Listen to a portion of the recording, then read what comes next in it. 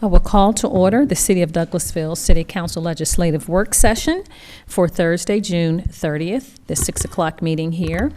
And we have already had our invocation by Pastor Ryan Holdeman from the Church of Chapel Hill, as well as the Pledge of Allegiance.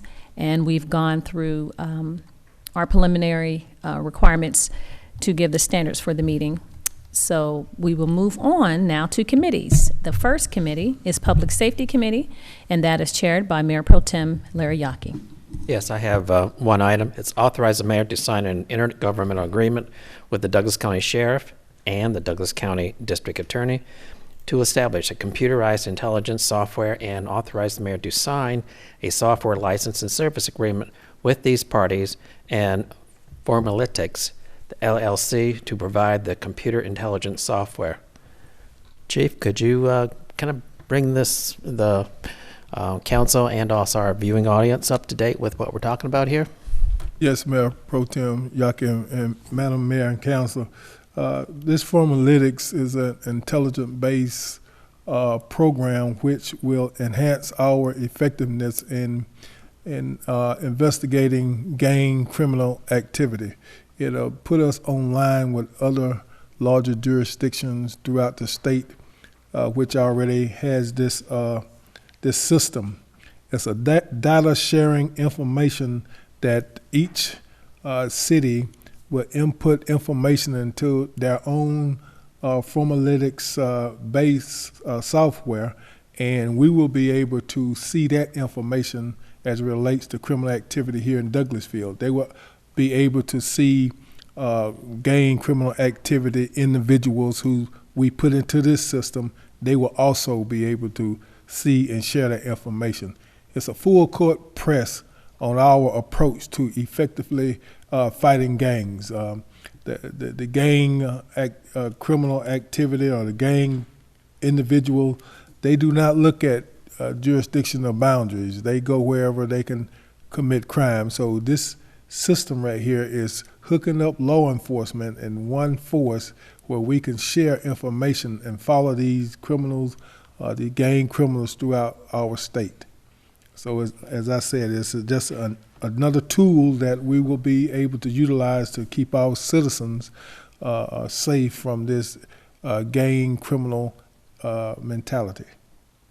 I think you also told us that this is a multi-county program, basically, or project, and yes, it goes from Savannah to North Georgia to probably Columbus, Georgia. So it's all over the state where you'll be able to input. They will be inputting this information just like you will be inputting this information based on the gang activity and gangs members that you find. So this is quite a huge enhancement then to one of our programs, or our programs that we already have. That's correct, and we're looking forward to getting with other agencies like Atlanta, Cobb, Savannah, Albany, Columbus, even Carroll County, Gwinnett.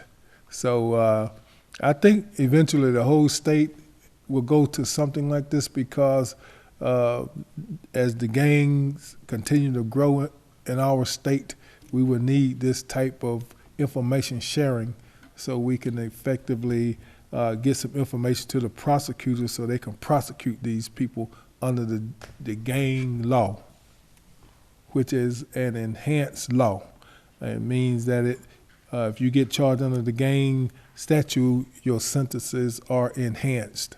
So we like I said, put it on the full court press, and we would like very much that the mayor and council consider and give us approval to sign this. Absolutely. Mr. Chairman, I had a question I forgot to ask earlier. Does this cover anybody? We got a lot of folks in this area from out of state that could be, so any gang activity, even if they aren't on the radar in this state, but they're on the radar in another state, is it interstate or is it just within the state? Right now, as I know, excuse me, it's interstate. But if other states have similar type information and intelligence, we will be able to call and hook up with them. So, it's a national database. It's probably what we need because these guys go from California to Georgia to Chicago to St. Louis, and that mentality is what we're attacking. So it would definitely help. Very good. Also, for our viewing audience, this is a software package, and no hardware is additional hardware is required. So it is a pricey package, but it is shared amongst three divisions basically: the sheriff, the district attorney, and us. So it's a three-part package that will be shared amongst the three. So financially as well. So very good. Thank you very much, Chief. Thank you. And that's all I have for public safety. Thank you, sir. We'll move on to Community and Economic Development Committee. The chairman for that is Councilman Mark Adams. Thank you, Madam Mayor. We have two items to discuss tonight under Community and Economic Development. Adopt a resolution accepting a list of nominees for the Douglasville Convention and Conference Center Authority from the members of City Council and accepting the mayor of the City of Douglasville's appointments from the list of those nominations. Ms. Hampton? Yes, sir, Councilman Adams, and members of council and the mayor. As you know, we've gone through an arduous process of making certain that we fill our list of volunteer boards. Our Convention and Conference Center Authority was one of those boards, authorities that had a significant number of vacancies. If you will take a look at page 26 of your agenda, it's the first page of the resolution that includes what the Convention and Conference Center Authority's law consists of, and then throughout the resolution it details the list of nominations per post, and then ultimately the selection from that list of nominations. I did verify with Ms. Christy House last week to see if she was interested in serving. She would actually like to be considered for another board, which is the Downtown Development Authority. We will talk about that next week at our next meeting. So rather than replace our staff member, the recommendation was to keep that staff member on board, which is Ms. Kelly Hunter, who would serve in post 4. If you all are comfortable with the selections and the resolution, this will be adopted on Tuesday, and this board will be complete and filled. Thank you, Ms. Hampton. Just as a matter of note to our viewing audience, we have gone through a long process of interviewing each of these individuals, and we appreciate each of them in being willing to serve, and also the patience of our council and mayor and staff in getting past that. Councilman Adams, I would like to add one more thing before you close your point. We were able to have both hotel representatives that you interviewed at the last round of meetings able to serve. That's Ms. Tamika Milton and Ms. Angela Beasley. Both were able to be appointed to this board. Thank you.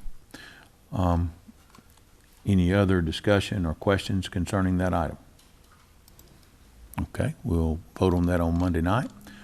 Second item, B, appoint 3 individuals to the Douglasville Downtown Development Authority to complete a 4-year term from March 23rd, 2016 through March 22nd, 2020 for posts 5, 6, and 7, and 1 for post 3 to fill an unexpired seat with a term expiration date of March 22nd, 2019. Ms. Hampton? Who will handle that? That will be Mr. Lynn, but you did complete interviews for those who would be returning, so you did that at your last round of meetings. If you have any questions about those individuals, Mr. Lynn will be able to answer. Any questions of Mr. Lynn, council? Mayor? Any public question or comment? I just would like to add, you will, for post 6, you will have 2 interviews with 2 potential candidates on Tuesday night. We'll interview those during committees and then yes, vote on them in the 6 o'clock meetings. Yes, sir. And the third candidate will be Miss Christy House. She will not be here for an interview, as you all just interviewed her. We have interviewed her prior. Yes, sir. Okay. Thank you, Mr. Lynn. Any questions? Chairman, Yes. I noticed that the current seat holder for post 7 who wants to be reappointed, we never saw his resume, did we? We did see the resumes of the others who wished to That be councilman, reappointed. we know him. We did interview him, though. We'll have that discussion later, okay? Is there any other discussion or comment? That's all that I have under Community and Economic Development. Madam Mayor, thank you. We'll Thank vote on that on Tuesday night. Thank you, and thank you, Mr. Chairman, for your hard work. I know it's very difficult to get all those names and places together and post, so thank you for being diligent. And I really wanted to reiterate what your comment about the community coming forward and citizens availing themselves to serve. It's really exciting to have them come, and we don't have to go and beg. They're coming to us, so thank you so much for the ability to do that. We'll move on to Planning and Development Committee, and the chairman for that is Councilman Adams as well. Thank you, Madam Mayor. No business tonight. Thank you, sir. Item 8 is Parks and Recreation Committee. Chairman is Councilman Chris Watts. Thank you, Madam Mayor. We You're have one welcome. item tonight. To authorize the mayor to sign a new 12-month agreement with John Pearson for a total amount of $174,457 for security services at the City of Douglasville Parks, with said agreement being effective July 1st, 2016 through June 30th, 2017. Mr. Pearson spoke at our committee meetings earlier. Mr. Pearson represents a family that's worked for the city basically for the last 3 decades, over 3 decades, and is and so he gave his resume basically at that time. Does any of council have any other comments? Yes, Mr. Chair. I just have a comment or a question. Yes, to the mayor and council and to our city manager. You know, Mr. Pearson is a very humble man, and he's been working with the city of Douglasville for 3 decades. And you know, just the wages that he's paying the security officers is fairly low. I just wanted to ask our city manager, is there any funds available to do it, just an increase? It would be determined on what type of increase you would like to see. We can have those calculated and brought back to you on Tuesday night for your consideration if you wanted to discuss that. So I don't know if you're looking at more of a 50-cent dollar. I'm not quite certain what type of increase you're looking to provide. And even if it's not with the security, but he mentioned the batteries for the radios and possible another car. I don't know if we have a vehicle in another department, but just to make sure that they are adequately taken care of. And I know we've been doing that, but they have been with us for 3 decades, and I just wanted our council to consider that, whatever you can do, and speak with Mr. Pearson as well. I believe that hourly wage is part of the contract, and it's not exactly what they get. So it's up to him, it's up to Mr. Pearson, it's his staff, it's up to him on what he wants to give his people in regards to salary. Right. And I'm not just looking at salary. I'm started with salary, but the things that he stated that he's having challenges with, and like I said, he is definitely humble, but also committed. And 3 decades is a long time. I totally agree, and I think we should look into the whole battery situation that he's got, and also maybe a car that's coming off of off of the fleet that we have from the police department. So we can probably maybe take a look at that. I can discuss that with the chief tomorrow, and then we can come back with you on Tuesday night to let you know what we have.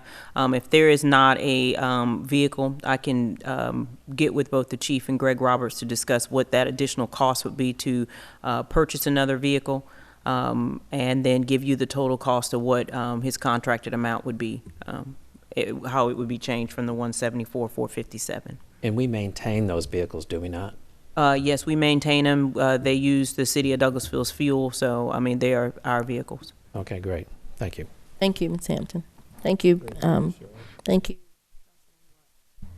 Just out of curiosity, Ms. Hampton, the $174,457, is that this? What was it? How does that compare? What was it last year? Did it go up, or is it exactly the same? It did go up. Last year, based on hours, the contracted amount was only $160,563. So you went up a total of about $14,000. That's based on an increase in hour. Yes, sir. That's based on increased attendance at special events. It was also based on more security requested from Jesse Davis Park as it relates to the pool. Now, I will tell you that part of what my process for doing with Parks and Recreation System is an audit of several processes and procedures that are going on. There were a few things that Mr. Pearson was doing that is staff related. So some of those things will be removed from under his purview. They're not part of his contract. So when we start looking at this, the hours may actually go down based on what he should be doing as it relates to security. Okay. One thing I'd like to point out to Mayor and Council, at one point in recent months, Parks and Rec Director was looking at maybe looking into the future as far as security is concerned, not necessarily doing away with Mr. Pearson's services, but looking at enhancing our security with cameras and things like that. So those are things, it's my understanding that one of the reasons why we considered bidding this out, we talked about it, and we talked about other things. There just wasn't a whole lot of time between, when we had to either renew, or so. That is correct, Mr. Chairman, and my recommendation to you at that time was to give us a few months so we can take a look and possibly get in the expertise of a security consultant to really bring forth to the table what your options are as it relates to surveillance and as well as manpower. As the Councilmember Danley mentioned, we haven't had a look at this in 30 years or so, so there's probably other technology, different things. How that relates to what you're currently paying, what the difference may be, I have no idea, but I think it's going to require someone who has a level of expertise in security to take a look at what you have and in determining where you want to focus as far as security. One of the things that we will be looking at from the city manager's office is what other local governments are doing as far as security is concerned, specifically in the overnight hours. As you remember, there are several discussions about difference as far as different security measures that we can do after hours versus what we're currently doing now that would decrease the cost of man hours. Right. So those are all things that we will be looking at over the course of the next couple months. Now, you made the comment that you were going to be looking at things that they're doing right now that they might not be doing as part of this contract.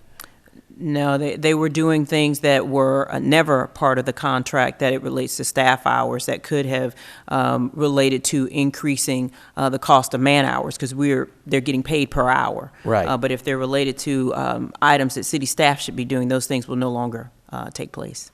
So they'd subtract that out of the number of hours that they have basically billed us as part of the contract? 'Cause No, let's say they were here. Basically, the contract right now, the 174,457 is based on the hours that are determined by the staff members working in parks as to what they need in these specific areas as it relates to ball tournaments, special events, and any other security at the parks. However, that's an estimated number. You won't get to that number until they're actually out there working. So this 174 is an estimate based on what we believe should be taking place. Okay, so it could be less than that? It could be more. Oh. It could be more. If there's a special event that we just happen, a good example, we are in the next couple months, we're doing a field dedication. Maybe that's something that's not part of the normal routine we would do. And if there were a requirement for security, that will go into that cost. So we're paying additional. So I don't want to say that it could be less when it possibly could be more based on our needs and our request. Okay, thank you very much. Ms. Hampton, who makes a decision on these special events? Like you said, the field dedication, who makes the decision, hey, we need security at this, or hey, we're good, we don't need security at this? Ultimately, it had been the Parks and Recreation Director. So those are conversations, as I mentioned, about doing audits on processes and procedures, on bringing forth a recommendation on how you want that function to move forward in the future. Any other comments from Mayor and Council? Any comments from anyone in the audience? All right, that's the only item I had tonight, Madam Mayor. Thank you, sir. We'll move on to item 9, which is Finance Committee, and that is Chairman Mayor Pro Tem Yaki. Yes, I'm going to go ahead and read the item, but this is something that we have not discussed yet, and we will be going into committee meetings after this meeting. So, I'll just let the viewing audience know what's going on here. Authorize the mayor to sign an intergovernmental agreement regarding the proposed 2016 Special Purpose Local Option Sales Tax (SPLOST) with the Douglas County Board of Commissioners, the City of Austell, and the City of Villa Rica. Like I said, we will be discussing that right after this meeting. That's all I have tonight, Madam Mayor. Thank you, sir. We'll move on to 10, which is Information Technology Committee, and that is chaired by Councilman Richard Siegel. Thank you, Madam Mayor. I have one item. Approve the purchase of an air conditioning unit, 3-ton Mitsubishi M-Series cooling-only ductless mini split system Ooh. for the Information Technology server room from Anchor Heating and Air Company at a cost of $7,336. Mr. Roberts, you're in information technology now. Yes, sir. Everything. When it comes to equipment like this. And you see the three quotes there. We have three proposals there. And one of the proposals does mention another unit, but during the process of this, I discussed this with folks that are a little more versed in HVAC on these units than myself. That's page 73 in our agendas is where they start. Thank you. And the Mitsubishi unit is the superior unit for this type mini split. At the IT server room, we have a couple of smaller units in there. They've been there about 10 years, and they have pretty much served their purpose, and they're no longer able to put out the air that we need to keep that room cool. We need that room to stay around 70 degrees, 68 to 70 degrees. And on these hotter days, the month of June jumped on top of us, as you know. And so we've had difficulty keeping it below 80. But the systems have all ran, and we've stayed up and running. So, but with your pleasure, we will proceed and replace this unit in accordance with the proposals that we have here. So you're saying that the Mitsubishi 3-ton is much better than the Train 3-ton, which is well, a it much is the lower superior price. unit, Okay. and the Train is a unit. And even Train has told me that, a Train representative told me that the Mitsubishi is just a better unit than this one. And, but there is this alternative unit. As you can see, we can save $1,000 on it. But, you know, that's one of those things that when you've been told by folks that are in the field that one's better than the other. Listen, Well, I try to. Very good. any comments or questions from mayor and council? Sounds good to Chairman, me. does that come with I'm assuming there's a warranty involved with this unit, 5 years or? Yes, it's this unit has a 7-year compressor, 5-year parts, and a 1-year labor warranty. It's the bottom bullet point underneath the proposal there. See the price there, $73.36. Just the bullet right above it gives the warranty period. Okay, I see that now, yeah. Yes, sir. Anyone else? Question, how many, you only solicited 3 bids? Yes, sir. How do you select which companies to choose from? Uh, 'Cause I'm new on here, I don't know what the process is. Yeah, I mean, there's about 5 HVAC companies that our folks in my department will contact. You know, for this type of a dollar figure here, if this was a $100,000 or even a $50,000 or even a $20,000, we would have probably done sealed bids. That's the way we've handled them in the past. But when it's a smaller unit like this, in the, you know, the $5,000 to $10,000 range, we just try to get comparable proposals from contractors that we know are capable of helping us with this And you type. try to stay local. We do stay local. Okay. Yes. Do you know if there are any local vendors for air conditioners that are minority or women-owned businesses? I'm sure there are, and I don't know that, in fact, the 3 that we've got here, I couldn't tell you the status of any of those. Thank you. Anybody else?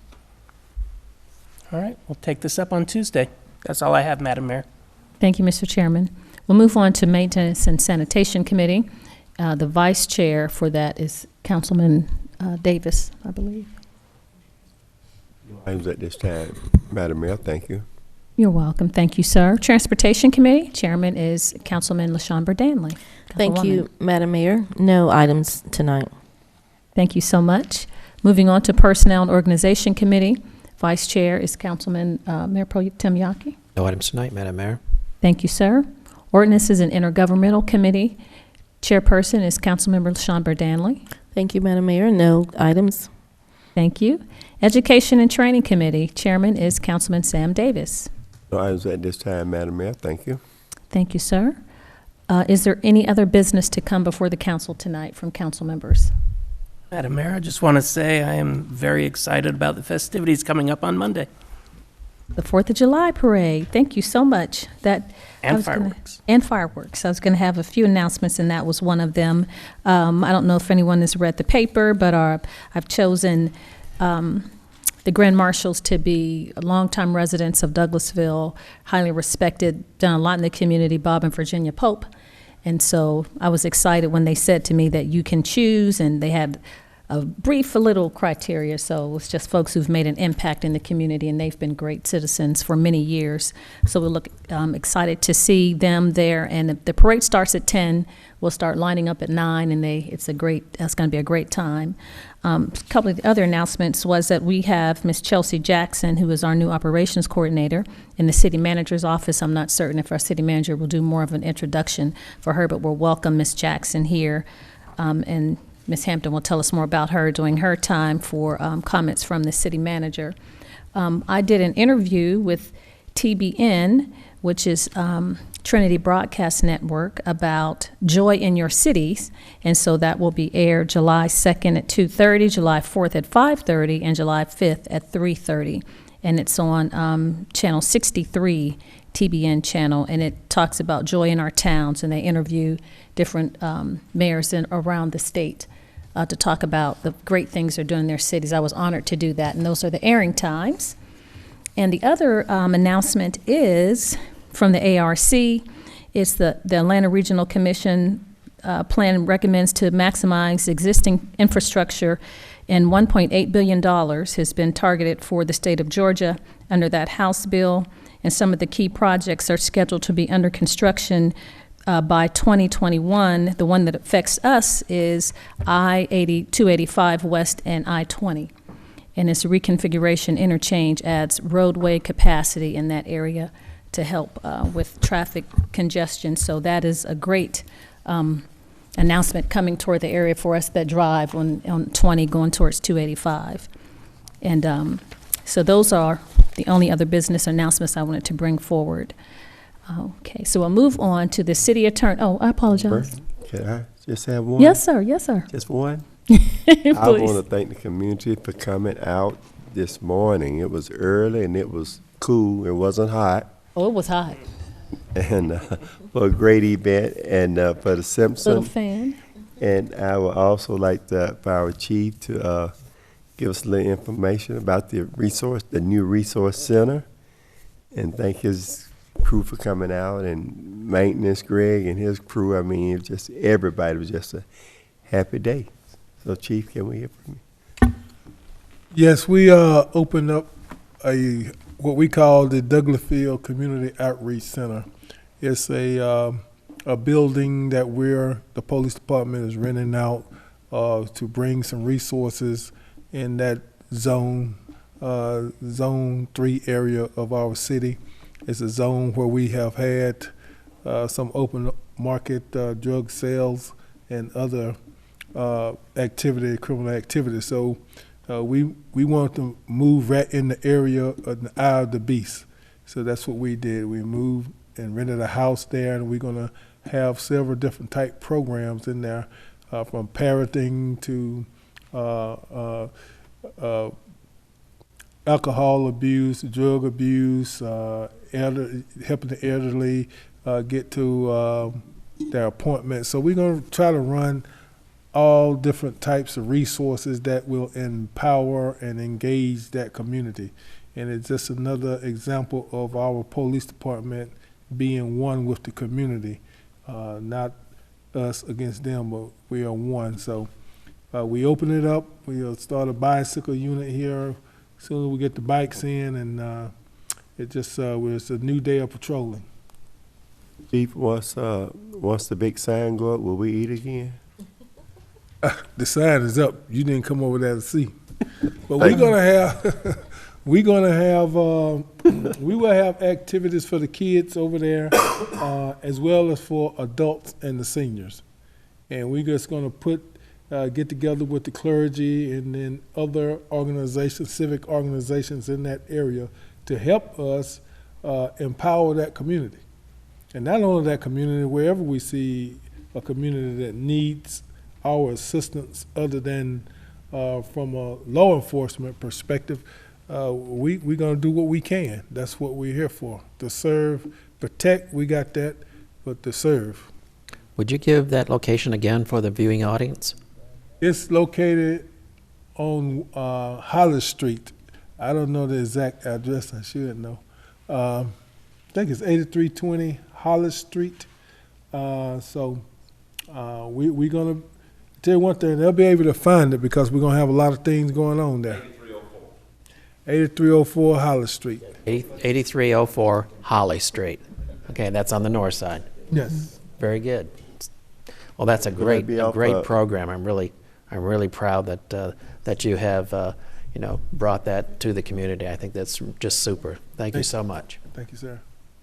Chief, what adjacent street would be right there at Hollis? Hollis and Warren. Hollis and Simpson? Warren. It's Hollis and Warren. Simpson is further up the street. Okay. If we be direct with it, but we close to Simpson Avenue. Okay, so Councilman, he's making reference to the celebration today of the renaming of the street it was formerly Forest Avenue, and now it's James D. Simpson, and that was done this morning. And we want to thank the council members who came out, Councilman Adams and Davis and Burdanley, the city manager and the chief of police and other supporters, Mr. Lynn as well, and Michelle Wright, for coming out. And Carlos, it was a blessing. It was a full house, over 100 people.